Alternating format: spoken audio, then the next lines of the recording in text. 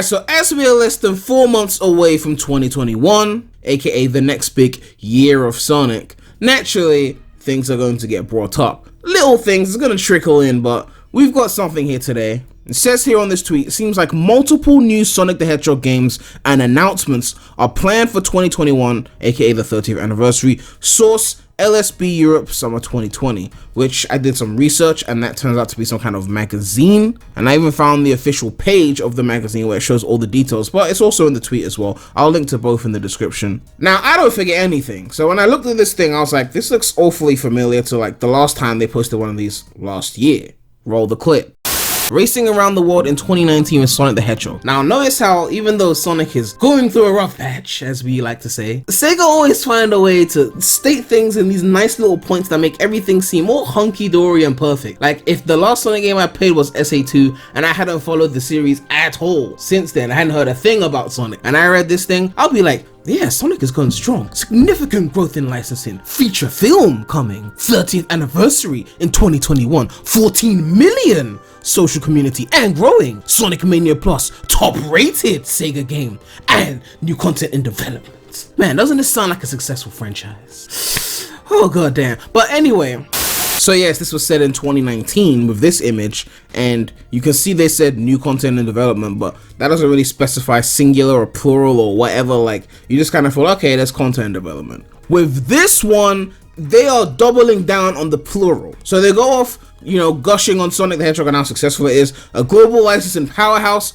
major category representation worldwide, over $6 billion in franchise revenue to date, over 920 million games sold. That includes free downloads, just remember. Sonic the Hedgehog movie, of course they had to mention that naturally. $300 million box office worldwide to date. I'm surprised they didn't mention the most successful video game movie of all time, but you know, they got to toot their own horn better. But 30th anniversary 2021 is where it gets interesting. A year of celebration, new games, plural, digital content, which, what digital content? Like TV show, movie, like ports? I mean, that would be digital content, which doesn't fall under new games. Hashtag Heroes Unleashed on Steam. Events, obviously we're gonna get the 30th anniversary party. Major announcements, and a tailored licensing program. So, at first when I was reading this, I was like, there's nothing really to make a video on. But then when I got to the last part, then I compared that to my memory of last year's gush over how successful Sonic is image. I was like, they've actually been a bit more specific here,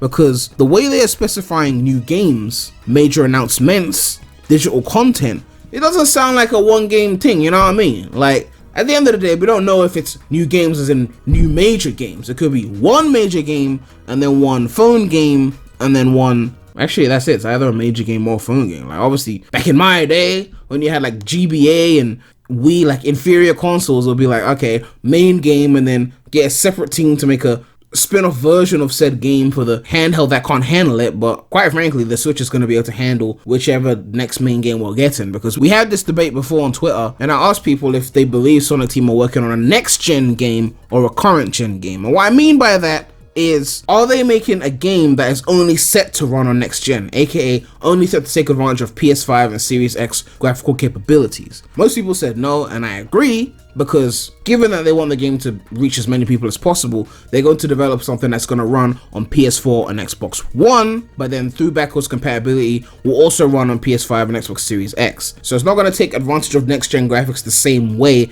as a game that was designed specifically for PS5 and Xbox Series X. Which I guess is fine. It's the first game of the generation. They want to get that multi-generational, multi-plat money. And as long as it's running on PS4, Xbox One, they're going to make it run on Switch, because Sonic sells best on Nintendo to this day. Like, even the Forces of Mania sales back that up. So don't be expecting anything exclusively next gen until, I guess, the game after this anniversary game. Which, to be honest, is not really a problem. I'm not complaining about that. It would have been nice to see a next gen game, but what really matters is that the game is good. I mean, Sonic Heroes came out on the Nintendo GameCube, 6th generation, and that's the greatest game ever made. So who really cares if it's not on PS5 exclusively, you know what I mean? Like, as long as they actually figure their shit out. But yeah, I'm interested to see what announcements they are, because you know when they say major announcements, they could be talking about merch and shit like that, aka the shit I don't really care about, you know what I mean? Like the shit that's not big successful 3D Sonic games. And a tailored licensing program sounds like, you know, Isn't that when you license your IP out to other companies to do stuff with? I don't know, like Sonic and Fall Guys or something like that. I don't know.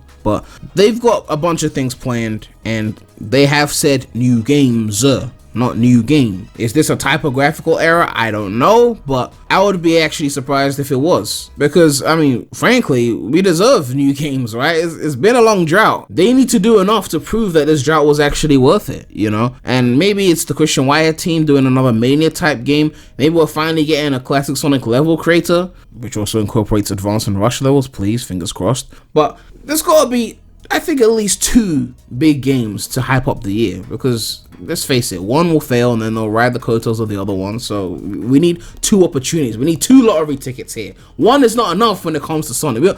They can't ride all their hopes on one thing. This isn't Nintendo that they drop one 3D Mario and like the world stops, and you know, this is Sonic. They gotta have 2 games, knowing that one might flop and they might pretend it doesn't exist, or even name a mobile game after it, and then they can pretend the main version is no longer existent. And they've even got, for licensing opportunities, contact, and they got their information there, like, yo, if you wanna license our IP in something successful that, you know, Sonic could be in and we wouldn't have to do the work, contact us.